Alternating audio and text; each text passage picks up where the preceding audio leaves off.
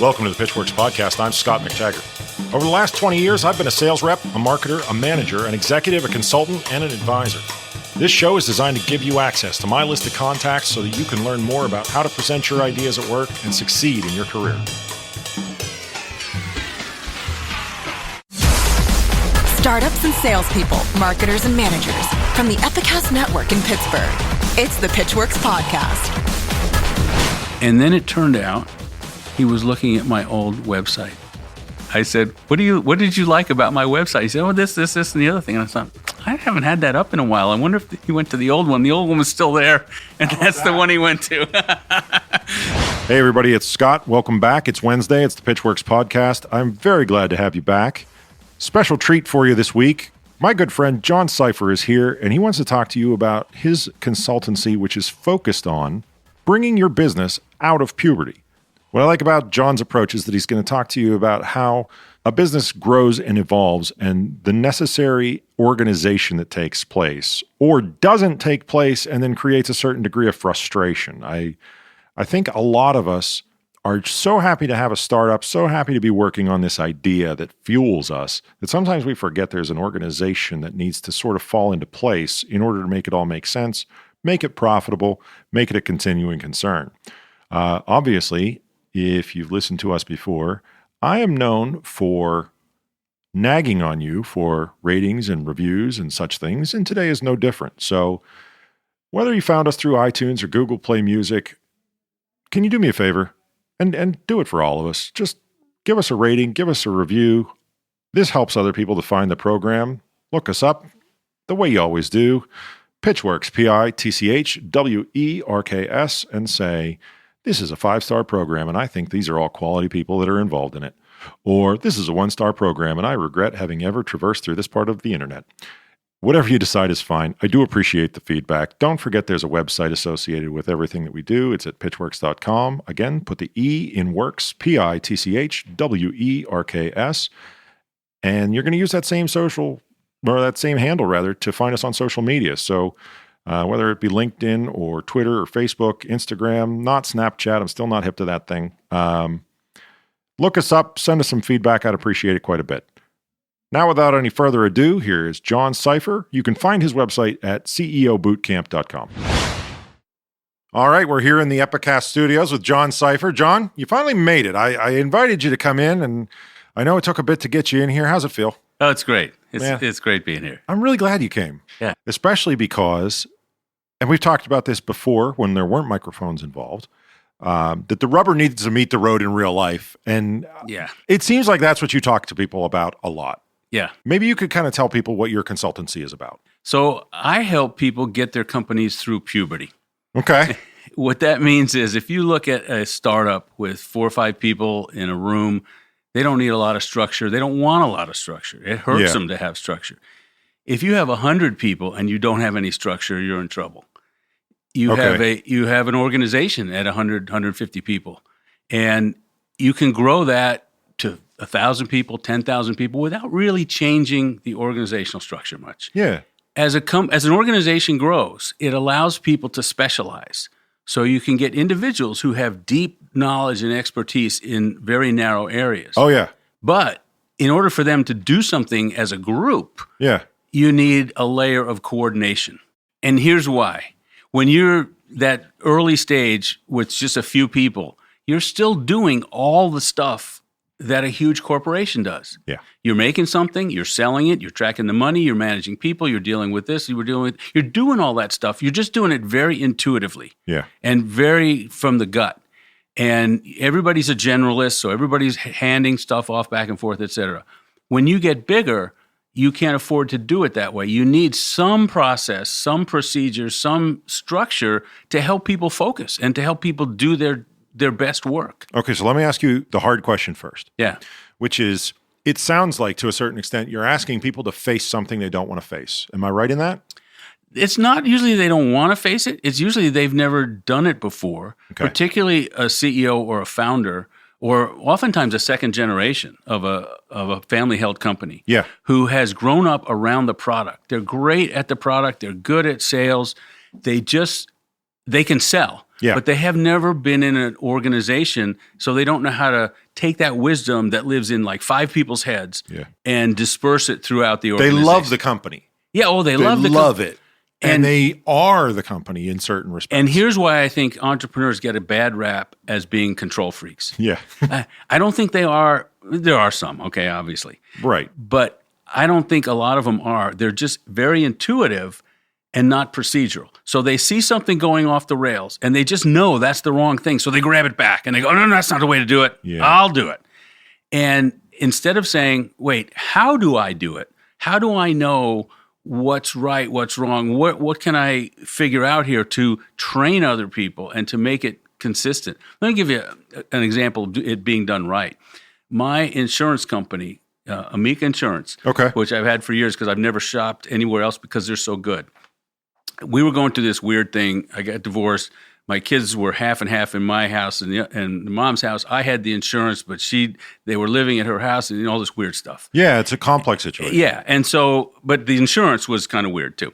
And they're getting driver's licenses, and, so I'm having to call back, and but that's not where they live, but this is every time I called, no matter who I talked to, it was always somebody different. They knew exactly what I had said to the other person. Don't you love that? It was great. I do love that. So I didn't have to tell my story 19 times. It was, last time you talked to Lisa, and you said this, and she said this, and we're waiting on this, and so, And your account's been flagged for review by another department that needs to get back to we us. got in trouble, and we got it covered. There's no problem here. It's great. I love that seamlessness. So that's the process. Okay, so here's where this gets off the rails. Yeah. You don't want to over-bureaucratize things. Right. You don't want to make procedures that don't matter. Okay. Now that I see. And you want to leave, there's many things that are done in work today that require creativity. And so you want to have a box for that.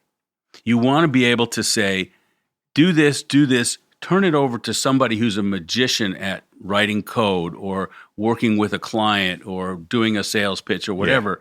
Yeah. And the outcome should look like this. And the reason it should look like this has nothing to do with my personality as the entrepreneur. Right. It has to do with what we're doing to serve the customer. So take a step back. Yeah. If I'm someone who's studied business, I studied organizational leadership, like any of the different things that these folks will have a degree in or background in. Maybe I spent 4 years or 6 years. Does this run against the grain of what I was taught? That's really what I'm digging at. I don't know because I've actually never studied business. Good for you. I've actually never had a real job in my life either. I've always had businesses. Oh, get out of town with that. No, so I've had legit jobs. We've discussed. I've run businesses, but I've never worked in a big. Well, actually, the closest I ever came, I was a consultant for Mobil Oil. Okay, but I wasn't an employee, right? And I had to show up, do the regular 9 to 5, and I was just shocked at the stuff that goes. Oh yeah, but where was I going with this? Well, I had asked you if you're asking them to do things that are contrary to their original training. It depends on how they were trained. I mean, there's as you were saying this about going to school and all that, I thought of the line from, I think it's Sandler Sales Training that says, you can't teach a kid to ride a bicycle at a seminar. Oh, yeah. So that a lot of times that training is divorced from the real world. And that's not what I'm talking about. I'm talking about procedures and processes that people know work and can help you do your job better and help you serve the customer better, that you don't have to go out and bump your head against the wall learning it. We've already learned that. Let's get that wisdom out of people's heads and disperse throughout the company so that everybody can provide the exact level, not the exact same way, right, but the same quality and level of service and service and product and benefit to those customers. Now, you specify your, specialty as getting businesses through puberty. Right. So define puberty. So here's what I mean. If you look at in this, I got thinking on this from a quote by a guy who said, "Businesses like babies are conceived in passion." Nice. Which is true. It is true. But if you look at the difference between a 10-year-old and a 20-year-old, there's a whole different set of parts in those bodies. And it goes through these massive changes. And you can't even compare the two. Right. They're different. If totally you look different. at a 20-year-old and a 60-year-old, maybe a little bit less hair, a little bit more belly, but basically all the parts are there. Mm-hmm. So they grow, but there's not a whole lot of different changes. The puberty that I'm talking about, which is just kind of a catchy way to say it in a company, is from when you're 5, 10 people, maybe 20, maybe 15, versus 100. There's a whole lot more structure and formalized communication, reporting, et cetera, in a 100-person company just to make everybody do their best work. Otherwise, if they all have to go to the founder and say, what about this? What about this? Nobody gets anything done. But it happens. But that structure is what I'm talking about. Okay. Putting that structure in place to support people. Now, it's been done way over the top, and I'm not a fan of that. I'm not talking about where you need 15 sign-offs just to get a new phone or something, But where you have these individual, then what happens is you get these individual functions. Yeah. And I've identified about 30, 35 functions within a company that every company does, even if it's, 2 people, even if it's 1 person. You have to make something, you have to sell it, you have to track the money, you have to, do collections. So let's just take a simple function like collections. That's not a job in every company, because in some companies you only do it 3 hours a month. Right. You find out who's not paying, you call them up. And some of your people are really good at paying on time. Right. Some of your people pay. And you just don't have that much of a problem. Right. Big companies might have 40 people that do nothing but collections all day. Yes. So same function, different job. The trick is when you have that small startup and you're doing all these functions, now we have to start expanding it and saying, oh, wait, this should be somebody's job, maybe half-time. Well, how do we make sure that they know what to do, right, and that they're supported, that they have the proper training, the proper tools, that they have enough time to do their job, that we have the right expectation? I see this all the time. This is one of the prime questions I get asked on the sales and marketing functions. Okay. Scott, when is it time to hire a full-time salesperson, right? And let me construct it. Typically, there's the person who is in charge of getting funding and getting customers, and there's the person who is in charge of developing product and responding to customer feedback. Would you agree with that? That's 50% or more of the cases, right? They have to add a third person. Maybe that third person is an additional product person. Have to add a fourth person. Maybe it's a customer service. And they go, when do we put somebody on salary to knock doors? When do we put somebody on salary to place advertisements? So my answer is, as soon as you have a repeatable process.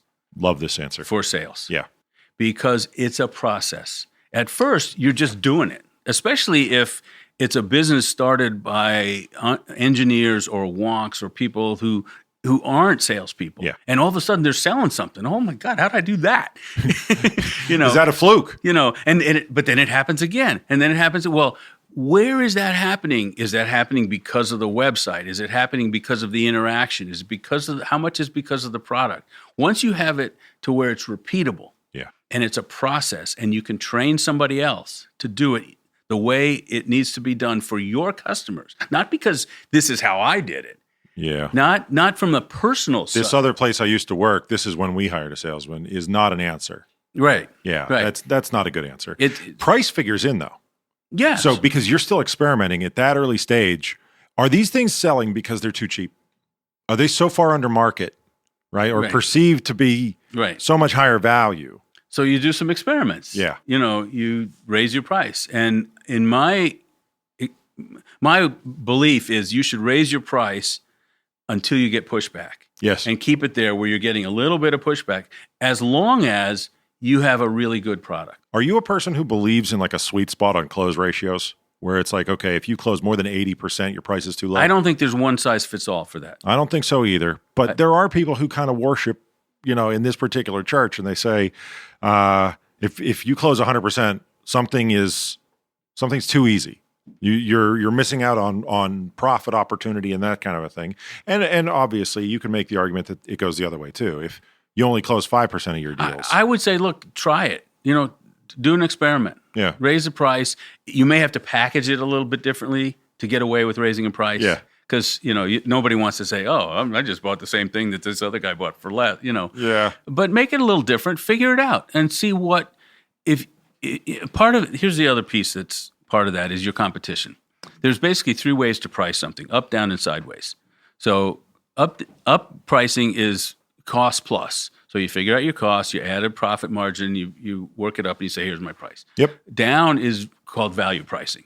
You say, what's it worth to my customer? I'm going to charge a little bit less than that. Yeah. And then I'm going to figure out how much. You're talking about like MSRP minus a discount or something along those lines? Or like, look, if I have a thing, a service, a product, whatever, and it saves you $1 million, I can charge you $750,000. Yeah, you can tie it to a tangible value. Yeah, it doesn't matter if it costs me a nickel. Yeah. Okay. The sideways is if you're in a competitive market and you have something that's considered a commodity, you pretty much have to charge what everybody else is charging because they've brought the price to where they can make a living, and you got to figure out how to make a living. I hate that. Like I don't like to play in that at all. I whenever I get into this, what you're calling a sideways situation, I prefer to turn the carousel a little bit and present an entirely different value than everyone else. Right, and if you're a small enough company, you can do that. You can search out a niche market. You can add something to your product that serves that niche very well, and you can do that. If you're Procter & Gamble, you got to sell 30 million tubes of toothpaste. It's toothpaste. The other guy's selling something else. You put yours a different color, and I heard a marketing guy talk about what color your logo should be. Oh boy! And he said the opposite of your competition. Yeah, that's it. That's the answer. Pepsi's blue, Coke is red.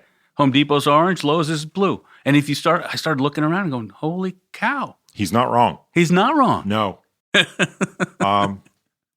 It's amazing when you think about something that simple being the norm at one point. And somewhere I think it still probably exists in the front of our mind. We don't necessarily know the brand name. We just know kind of what it looks like. There's a thumbnail sketch. Right. And there's no like psychological profile that this shade of red makes you feel this way and that way. There's people who are going to disagree with you on this. I know there are. And there's people that charge a lot to tell you that too. But this guy said, just make it the opposite color of your competition. That's fantastic. That was great. Well, yeah. I mean, there are very few better ways to jump out as being different. And therefore, well, at least you have to consider me right next to the red one. Right. You have to look at it. Right. One thing I get a lot of times from folks is they feel like upper management is strangling them, right? And I understand a good number of the folks that we have listening to the show, as well as just the people who reach out to me with questions, they are in those early stages, right? They're in that angel round kind of a part of their existence. And they say, I could have more success if the CEO didn't insist on seeing every deal before I took it out, every proposal before I took it out. And I understand that when there's a potential that you're going to pivot and the whole company's going to change. Right. I get that.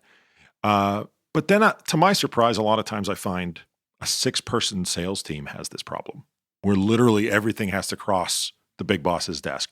And then 6 becomes 7. And then there's an admin in there who's also helping to polish the proposal. And that admin has unfortunately been sucked into this vortex. And that's slowing things down. Yeah. And so there's 2 scenarios in that situation. One is that the boss who needs to see everything is actually adding value when they see something. Okay. They're making some changes. They're doing some proper correction. In which case, they need to figure out how to get that stuff out of their head and train it to people. Right. So that it doesn't need to go through them to get the same result. The other option is that the boss is just a wingnut and they're just trying to keep their hands in stuff. It does happen that way, but I prefer to look more on the side of this many instances can't be happening independently of each other unless there is at least some perception that they are adding value to the process. And so why can't they get that value out of their head into a training process, into an oversight process? Look, if you have a restaurant and your chef doesn't use a recipe, you can only run one restaurant, and you better hope they don't get sick. So when you take that person, that, let's say, CEO who's insisting on everything coming across their desk, am I right then in saying you're working with them to identify what can be pushed down in the organization? Oh, yes. So that maybe another title can be created, or maybe one of those salespeople in that group becomes team captain and they're reviewing the same thing that the CEO would have been reviewing. And that, let's just take that example, that team captain, that review function, that's a function. Yes. Doesn't necessarily have to be a job. Okay. It can rotate. You can say, we got 7 people. This week, you be the team captain and you review everything. I've never seen that. And next week, you review everything. I've never seen it in that piece of sales that way, but I've seen it in running like staff meetings, for example. I have seen this part, yeah. And it's really good at that because all of a sudden, if I'm running the group, I'm going to be a better participant next time because I know what kind of shit the leader gets. Yeah. So I had a sales manager once upon a time, Joe Gator, and he used to make it so that every week you had to teach the rest of the team something. That's what I meant when I was saying it rotated in terms of who was running the meeting. And Joe believed that everyone had something to offer. He had brought people in, hired folks who had completely different backgrounds. It was siloed. I came from IT and telecom. Someone else maybe came from, the packaging industry where it's more commoditized. It was like, this is how you sell commodity stuff. And you would get half an hour every single week. Right. So Joe was actually, the sales manager function is very different than sales. Right. And it takes a different set of qualities, takes a different personality in some ways, and certainly a different skill set. Yeah. And the problem that happens in many companies is they promote their best salesperson to manager, and it's terrible.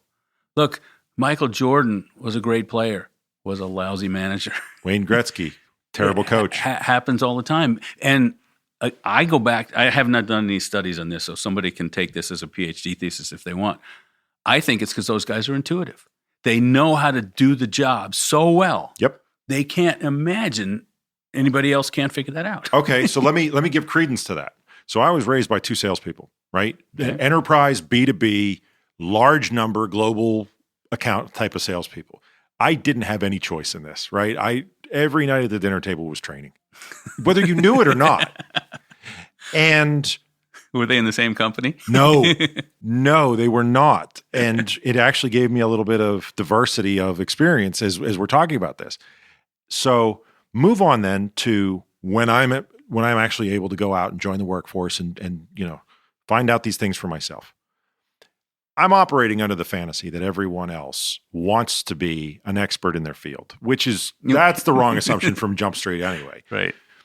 I actually worked in the car business, right? I sold cars. And honestly, I did it because they told me if you can sell cars, you can sell anything.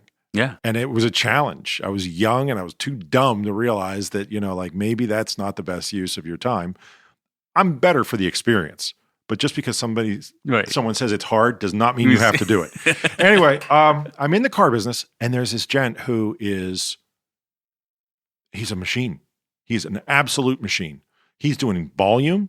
He's doing gross margin on every transaction. So not only is he pushing out a lot of units, but he's also getting a good price, making the money for the dealership at the same time. And I'm sitting here and I fancy myself a student of the game. How did you do that? I want to learn. Teach me. Right. Not the first clue. Now, another sales manager at this time pulls me aside. He says, why do you keep asking him, how did he do it? Well, obviously because I want to steal it. Like, I want to know. Right.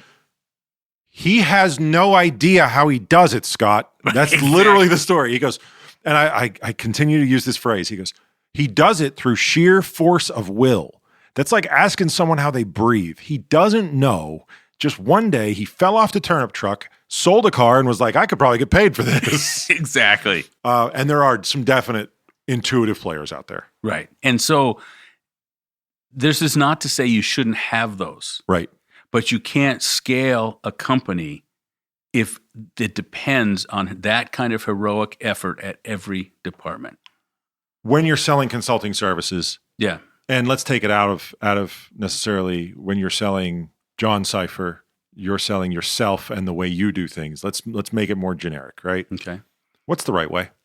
Right way to do what? What's the right way to sell consulting services versus the wrong way?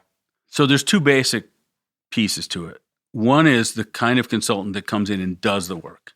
Okay, yeah. So the big consulting firms usually take on a project, they bring in, it's often around tech, and they bring in their programmers and whatever, and they do this. Yeah. So that's one kind of that's called consulting. Let's assume we're not talking about those. The I'm other talking kind of consultant, more like yourself. Okay, somebody who comes in and educates people, helps change some of the processes and things like that. Right. The right way to sell them is to say, what's bothering you? What do you want? Is that something I can help with? And if so, let me show you how I do it, and let's see if there's a fit. In that sense, it's a lot like dating. Do you market? I get my word out through word of mouth. I have a website. Once in a while, somebody finds me on it, and I had a great. Let's boost it a little bit. What's your website? So my website is ceobootcamp.com. See, there you go. And I have actually a client in the Netherlands who found me on the website. We emailed back and forth a few times, never talked on the phone. Next thing I know, I'm over there for a week doing what I call my orchestra analysis, which is where I look at all the different pieces, all the systems in a company, and map them against the owner's goals, and map them also against the maturity scale of a system, and then present it and say, here's where the gaps are, here's what's going on.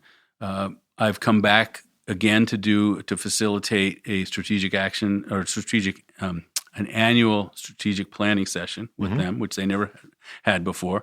I've done ongoing coaching with the CEO and also with one of his direct reports. And then it turned out he was looking at my old website.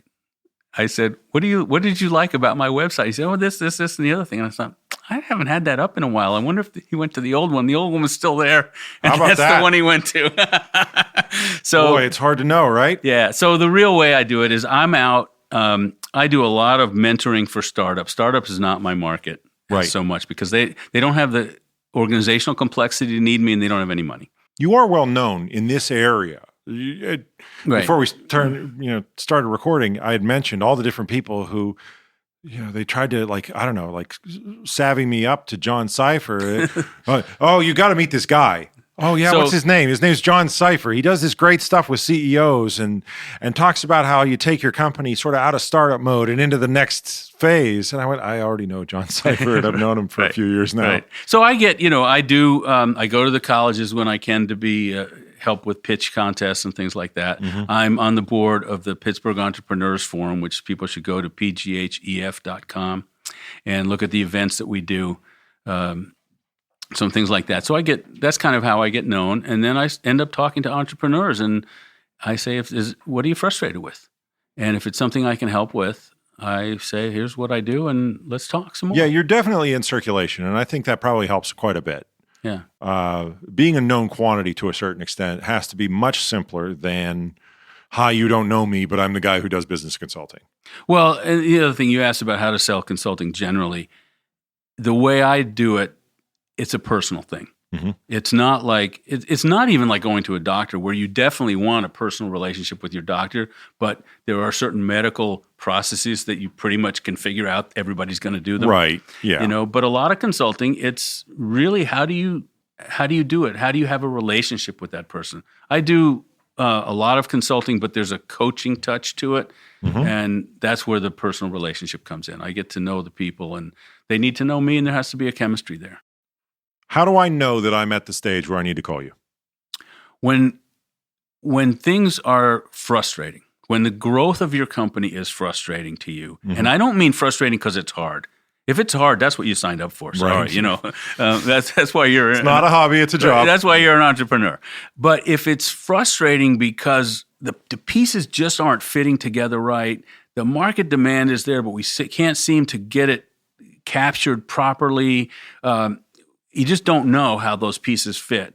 It's not your fault that you don't know. It's probably you just haven't had that experience of building an organization to get a job done versus getting a team to get a job done. There's a different skill set. And that's what I come in to do. And we do an analysis of all the different functions that happen in every company. Yeah. And we map those against two things. We map those against the owner's goals, which if the owners have no outside investors and don't need an exit, they have a whole different set of goals than if they do have outside investors and they need an exit. Yeah, there'll be things that guide those priorities. Yeah, and a lot of them are non-conscious, actually. So I talked to two women one time who were partners, and one of them said, I want to be famous. Oh, boy. And the other one said, I don't. Well, okay, you can actually build your company to make you famous. To satisfy that. Or not. If you love to travel, then you build your company one way. If you hate to travel, you might build it a different way. And if you want to leave it to your kids, you do it one way. If you don't, you do it another way. There's all kinds of non-conscious things. So my first working with entrepreneurs is to say, what is it you really want here? Why are you doing this at this time in your life? What's the ultimate goal here? So let's wrap up with this. John, if somebody wants to reach out to you, how would they do that? CEObootcamp.com. All the contact tools are there that they can find my email, my phone number, everything. Now, you said something earlier that I thought was interesting. You said with the Pittsburgh Entrepreneurs Forum, you have a bunch of upcoming events. Right. What are you guys doing? So this is the beginning of March. Yeah. Can I say this? Sure, 2017. So in a few weeks, we're doing a Pittsburgh Presents Robotics event. Mm-hmm. You can go to our website, pghef.com, and see all of our events. We're doing an event in April, an annual Pitch Fest that we do at Duquesne University. I got to go to that. Which is awesome. In May, we're doing one called the Corporate Connection, where we're highlighting how the big corporations can help startups and should be helping startups more, and what's in it for them as well as what's in it for the startup. We're doing one in, where am I up to? May. We're doing one in June, Arts and Entrepreneurship. That'll be at the Mattress Factory here in town. In the fall, we don't have these on the schedule yet, but we're probably going to be doing one on immigration. Mm-hmm. We did one, which we'll probably do again, on alternative funding sources for companies. Okay. So we got a lot of stuff going on. Go to pghef.com. I love all the stuff that's starting to spring up as people start to realize that they can do these things. Yeah. John Seiffer, CEObootcamp.com. I really appreciate you coming in today, and it's nice to finally get you behind the microphone. Well, thank you, Scott. It's been a pleasure. Thanks, man. All right, that's the end of this week's show. Be sure to look us up on social media. Tell us what you thought. Pitchwerks, Pitchwerks. Thanks to John Seiffer for coming in and starting to tell us about what it is to organize your business as it goes through, and I do like the word, as it goes through puberty and starts to go through those major changes that every business that's growing has to contend with. I like the mental model that he walked me through. I got to see his analysis tool. There are all these different things that he maps to each of these businesses that he helps. Pretty interesting insight available there. Make sure to reach out to him if you have the opportunity. That's all I've got for you this week. Take care of yourself. I'll catch you in about 7 days. The Pitchwerks podcast comes to you from Pittsburgh, Pennsylvania, a production of the Epicast Network and McTaggart, LLC. Engineering and production by Buzzy Torek and Nick Miller. For more information, show feedback, and ad sales, visit pitchwerks.com. pitchwerks.com. On social media, find and follow the show on Twitter, LinkedIn, Facebook, and Instagram using that same brand name, Pitchwerks.